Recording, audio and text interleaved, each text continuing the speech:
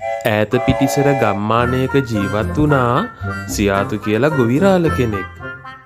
සියාතුට තිබුණා පුංචි කුකුළු කොටුවක්. ඔහු හැමදෑම සිහින මැව්වා ඉක්මනින්ම සල්ලිකාරයෙක් වී සෑම සැප සම්පතක්ම ඉක්මනින්ම ලබා ගන්න. සියාතුගේ කුකුළු කොටුවේ හිටියා රත්තරන් පැහැති හුරු බුහුටි කිකිලි පැටියෙක්. දවසක් සියාතු බිත්තර එකතු කරන්න කුකුල් කෝටුව වෙත යනකොට සියාතු දැක්කා රත්තරන් පැහැති කිකිලි රත්තරන් බිත්තරයක් දාලා තියෙනවා.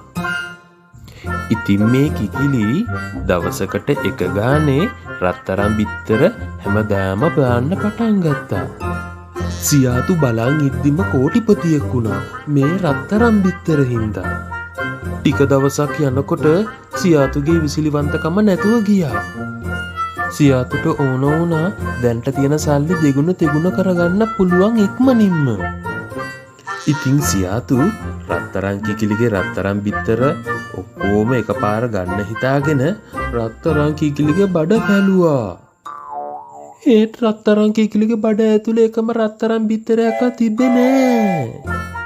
අන්තිමේට සියාතුට රත්තරන් බිත්තරත් නැතුව ගියා රත්තරන් කිකිලිත් නැතුව ගියා.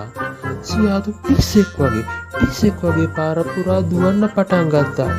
කරපු මෝඩකමට.